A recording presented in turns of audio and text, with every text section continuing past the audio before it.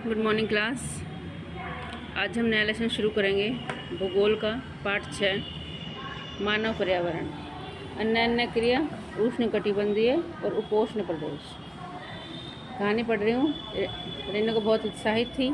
उसके चाचा श्रीकांत लगभग 4 महीने के बाद आज घर में थे। वो एक फ़ोटोग्राफ़र थे, वन्यजीव फोटोग्राफर, एनिमल्स की फ़ोटो लेते हैं। बहुत यात्रा करते थे। बहुत छोटी उम्र से ही रेणुका की रुचि वन्यजीव और वनों में थी। जब उसके चाचा ने प्रकृति संबंधी पुस्तकों से इसका परिचय कराया, दूरस्थ भूस्थल एवं वहाँ रहने वाले लोगों की तस्वीरें उसे हमेशा आकर्षित करती थी। तस्वीरें हमने देखी, ये देखिए रेणुका, इन तस्वीरों में तुम विश्व के विभिन्न देश भागों के लोगों को देख सकती हो। कुछ शुष्क रेगिस्तान से हैं, कुछ बर्फीले प्रदेशों से, कुछ गर्म नम वर्षा वनों से। वे मुझसे कितना अलग दिखते हैं, रेणुका ने कहा। वे देखने में भले ही अलग हों, लेकिन उनके भोजन, कपड़ा, मकान जैसी जीवन की मूल आवश्यकताएं हमारे जैसी हैं, श्रीकांत चाचा ने कहा। उनके बच्चे भी शायद तुम्हारी तरह खेलते हैं, कभी झगड़ते हैं, कभी समझौता कर लेते हैं, गाते हैं, नाचते हैं, घरेलू कार्यों में अपने परिवार की मदद करते हैं, जैसे हम लोग जीते हैं, जैसे तुम लोग करते हो। प्रकृति के करीब रहते हैं और जीवन की शुरुआत में ही प्रकृति की देखभाल करना सीख जाते हैं। मछली पकड़ना और वनों से सामग्री इकट्ठा करना सीख जाते हैं। ये श्रीकांत चाचा और उनकी भतीजी रेणुका की कन्वर्सेशन थी। अब हम पढ़ेंगे अमेजन बेसिन में जीवन। यहाँ पर 2 जगह के जीवन के बारे में बताया गया है। पहला है अमेजन बेसिन। अमेजन बेसिन के विषय में जानने से पहले हम मानचित्र देखें। अभी दिखाऊंगे मानचित्र, चित्र 6.2। ध्यान दें कि उष्णकटिबंधीय प्रदेश कर्क रेखा और मध्य रेखा के मध्य स्थित है। ये देखिए हमारा मानचित्र, अमेजन बेसिन दे रखा है, लिखा हुआ है। उष्णकटिबंधीय प्रदेश जो है कर्क रेखा और मकर रेखा के बीच में है। भूमध्य रेखा के 10 डिग्री उत्तर से 10 डिग्री दक्षिण के मध्य के भाग को भूमध्य रेखीय प्रदेश कहते हैं। अमेजन नदी भी यहाँ से होकर बहती है। ये पश्चिम में पर्वतों से निकलकर पूर्व में अंड महासागर में पहुँच जाती है। जिस स्थान पर कोई नदी किसी अन्य जलराशि में मिल जाती है, किसी अन्य नदी में, किसी सागर में मिल जाती है, उसे नदी का मुहाना कहते हैं।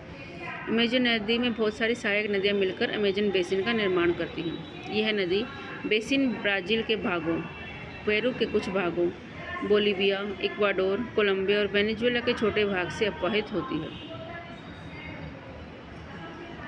उसके बाद ये मैप दे रखा है।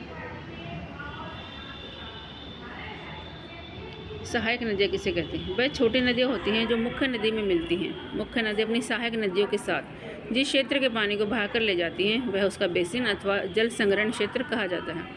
अमेजन बेसिन विश्व का सबसे बड़ा नदी बेसिन है। ये आपसे 1 नंबर में पूछा जा सकता है, विश्व का सबसे बड़ा नदी बेसिन कौन सा है? Amazon basin. अब वहाँ की जलवायु कैसी है, वहाँ पर लोग रहते हैं, वहाँ की जलवायु कैसी है? अमेजन बेसिन भूमध्य रेखा के आसपास फैला है। पूरे वर्ष यहाँ गर्म और नम जलवायु रहती है, मतलब मिक्स रहती है वहाँ की जलवायु। यहाँ का मौसम दिन और रात दोनों ही लगभग एक समान रूप से आर्द्र और गर्म रहते हैं, मतलब गर्म और नम रहते हैं। शरीर में चिपचिपाहट महसूस होती है। यहाँ पर हर समय लगभग ऐसा ही मौसम होता है 12 महीने। इस प्रदेश में लगभग प्रतिदिन बारिश होती है और बिना किसी पूर्व चेतावनी के, मतलब कोई चेतावनी नहीं आती, कभी बारिश शुरू हो जाती है। दिन का तापमान उच्च, मतलब गर्म, और आर्द्रता अति उच्च होती है, मतलब नमी बहुत ज़्यादा, चिपचिपाहट बहुत ज़्यादा, और जो गर्मी है वो भी। रात के समय तापमान कम हो जाता है, लेकिन आर्द्रता जो है वो वैसी बनी रहती है। वर्षावन। इन प्रदेशों में अत्यधिक बारिश के कारण यहाँ की भूमि सघन होती है। जब आप देखते हैं बारिश के मौसम में जब बारिश होती है तो घास फूस भी उग जाती है। तो यहाँ की जो प्रकृति है, जलवायु है, वो बारिश वाली है। तो यहाँ पर सघन वन पाए जाते हैं। इतने सघन हैं ये वन कि पत्तियों तथा शाखाओं से छत सी बन जाती हैं। इस कारण सूर्य का प्रकाश ज़मीन तक नहीं पहुंच पाता। यहाँ की भूमि प्रकाश रहित और नम बनी रहती है और वहीं पर वनस्पति पनप जाती है, जिसमें छाया बढ़ने की क्षमता, मतलब धूप नहीं पहुँचती ज़मीन तक, तो वहाँ पर वनस्पति बढ़ती रहती है। परजीवी पौधों के रूप में आर्किड और ब्रोमीलाइड पैदा होते हैं, जो यहाँ के पौधों के नाम हैं। वर्षा वन में प्राणी जात की प्रचुरता होती है। कुकन, गुंजन पक्षी, रंगीन पक्षी वाले मकाओ और भोजन के लिए बड़ी चोंच वाले विभिन्न प्रकार के पक्षी जो भारत में पाए जाने वाले सामान्य पक्षियों से अलग होते हैं, यहाँ पाए जाते हैं। प्राणियों में बंदर, स्लॉथ, चींटी खाने वाले टपीर पाए जाते हैं। सांप एवं सरीसृप की विभिन्न प्रजातियाँ भी इन वनों में पाई जाती हैं। मगर मगर मतलब मगरमच्छ, सांप, अजगर, एनाकोंडा, बोआ जैसी कुछ ऐसी प्रजातियां हैं।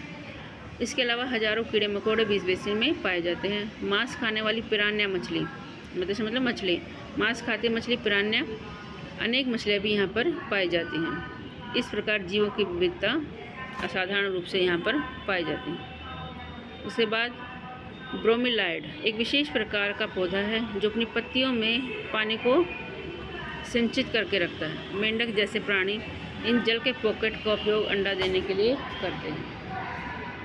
फिर यहाँ पर निवासी कौन कौन है? यहाँ के जो लोग हैं छोटे से क्षेत्र में वन के कुछ वृक्षों को काट कर अपने भोजन के लिए फसल उगाते हैं। तो आदमी जो शिकार करते हैं, नदी में मछली पकड़ते हैं, जबकि जो महिलाएं हैं वो फसलों का ध्यान रखती हैं। यहाँ की जो मुख्य फसलें हैं टेपियोका, अनानास और शकरकंद हैं। क्योंकि मछली या शिकार मिलना अनिश्चित होता है, मतलब कभी मिली कभी नहीं मिली, तो ऐसे में महिलाएं अपनी शाक सब्जियाँ उगाती हैं और इसी से अपना भरण पोषण करती हैं। यहाँ पर कर्तन और दहन कृषि पद्धति का उपयोग करते हैं। अभी कर्तन और दहन प्रणाली क्या है ये समझ लो। किसान पहले पेड़ों और झाड़ियों को काटकर भूमि साफ करते हैं, फिर इनको जला देते हैं और जो जला हुआ जो राख है वो ज़मीन में मिल जाती है, उसके पोषक तत्व मिट्टी में मिल जाते हैं। इस साफ भूमि पर कुछ सालों तक वो फसल उगाते हैं। फिर जब इसकी उपजाऊ शक्ति कम हो जाती है इस ज़मीन की, तो इस ज़मीन को छोड़ देते हैं। इसके बाद कहीं दूसरी जगह जाकर फसल को साफ करके ऐसे ही उसमें खेती करते हैं। तो यही प्रक्रिया हमारी कर्तन और दहन प्रणाली कहलाती है। तो पेपर में आपसे पूछा जा सकता है कि कर्तन दहन प्रणाली क्या है। यहाँ का मुख्य आहार मैनियोक है, जिसे कसावा भी कहते हैं। आलू की तरह ज़मीन में पैदा होता है। यहाँ चींटियों की रानी और अंडकोश खाते हैं। कॉफ़ी, मक्का और कोको जैसी नकदी फसल बेचने वाली फसल भी यहाँ पर उगाई जाती है। वर्षावन अत्यधिक मात्रा में घरों के लिए लकड़ी प्रदान करते हैं। कुछ परिवार मधुमक्खी के छत्ते के आकार वाले छप्परों के घरों में रहते हैं, जबकि कुछ लोग मलोका जैसे अपार्टमेंट जैसे घर होते हैं वहाँ पर रहते हैं, जिनकी जो छत है वो त्रिव ढलान वाली होती है। तो दो तरीके के घर यहाँ पर पाए जाते हैं। कुछ लोग जो हैं वो मधुमक्खी के छत के आकार वाले छप्पर के घरों में रहते हैं, और जो मलोका है वहाँ पर ये कह सकते हैं कि वहाँ पर पैसे वाले लोग रहते हैं। अमेजन बेसिन के लोगों का जीवन धीरे धीरे बदल रहा है। पुराने समय में वन के अंदर पहुंचने के लिए नदी मार्ग ही एकमात्र उपाय था। 1970 में ट्रांस अमेजन महामार्ग बनने से वर्षा वन के सभी भागों तक पहुंचना संभव हो गया है। अनेक जहाज़ों तक पहुंचने के लिए हवाई जहाज़ और हेलीकॉप्टर का प्रयोग किया जाता है। इस प्रक्रिया के फलस्वरूप वहाँ की मूल आबादी को क्षेत्र से बाहर निकलकर नए क्षेत्र में बसना पड़ा, जहाँ वे अपने पौराणिक तरीके से खेती कर रहे हैं। अब विकास की गतिविधियां बढ़ रही हैं, विकास हो रहा है, जैविक विविधता वाले वर्षावन धीरे धीरे नष्ट हो रहे हैं। ऐसा अनुमान है कि प्रतिवर्ष अमेजन बेसिन के वर्षावन का बड़ा भाग लुप्त होता जा रहा है। आप ये चित्र में देख भी सकते हैं। चित्र 6.6 में मिट्टी की ऊपरी परत बह गई जाती है और सघन वन बंजर भूमि में बदल जाता है। ये आप देख सकते हैं कि पानी के साथ साथ मिट्टी की ऊपरी परत बह जाती है और वहाँ की जो भूमि है वो बंजर होने लग जाती है। तो ये हम अमेजन बेसिन का हमने पढ़ा। मैं उम्मीद करती हूँ कि आपको समझ में आ गया होगा। कल हम इससे आगे पढ़ेंगे। कल हम पढ़ेंगे गंगा ब्रह्मपुत्र बेसिन में जीवन। चलिए आज इतना ही।